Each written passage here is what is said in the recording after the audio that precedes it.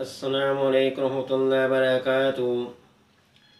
ناظرین، آج میں آپ کی خدمت میں ایک ایسا عمل لے کر آیا ہوں کہ جو شخص یہ چاہتا ہو کہ وہ شخص خواب میں اپنے پیارے کو دیکھ سکے، جو ان کے والدین یا عزیز یا دوست یا دوستوں کوئی بھی گھر میں وفات پا چکا ہو، اس کی دلی تمنا ہو کہ وہ خواب ان کو دیکھیں۔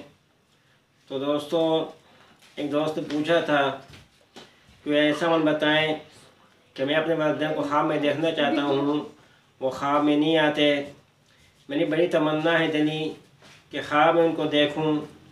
تو دوستوں، آج میں ایک ایسا عمل بتاتا ہوں، اگر آپ یہ عمل کرتے ہیں تو انشاءاللہ اس عمل کی برکت سے آپ خواب میں اس شخص کو دیکھ سکیں گے جس کی آپ کی دلی تمنا ہے دیکھنے کی۔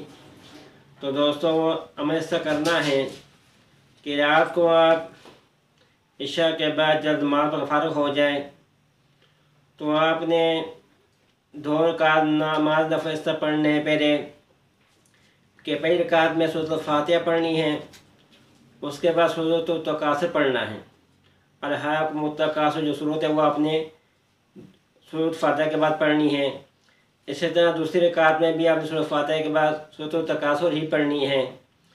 اس کے بعد درسوں بیٹھ کر آپ نے 21 مرتبہ سورۃ التکاثر پڑھنی ہے۔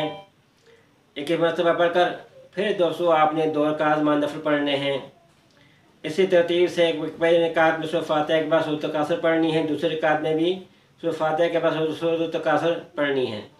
پھر بیٹھ کر دوستوں سلام پھیر کر پھر آپ نے 21 مرتبہ آپ نے سورۃ التکاثر پڑھنی ہے۔ 21 مرتبہ پڑھ کر پھر ایک تسبیح آپ نے درود ابراہیمی پڑھنا ہے۔ پڑھ کر دوستوں جن کو آپ خواب میں دیکھنا چاہتے ہیں ان کو اس کا ثواب بچائیں اور اللہ تعالیٰ سے دعا مانگیں۔ انشاءاللہ اس عمل کی برکت سے آپ کو خواب میں زیارت ہو جائے گی۔ دوستوں، یہ عمل آپ نے لگاتار 7 دن کرنا ہے۔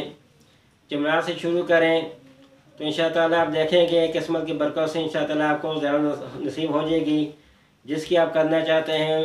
گھر میں جو بھی وفات پا چکے ہیں ان کو خواب میں آپ دیکھ سکیں گے۔ تو دوستوں، یہ ایک عمل تھا، ایک آدمی نے پوچھا تھا، میں نے کہا چلو آپ کو بتا دوں۔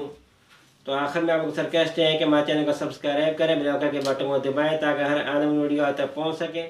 والسلام علیکم ورحمۃ اللہ وبرکاتہ۔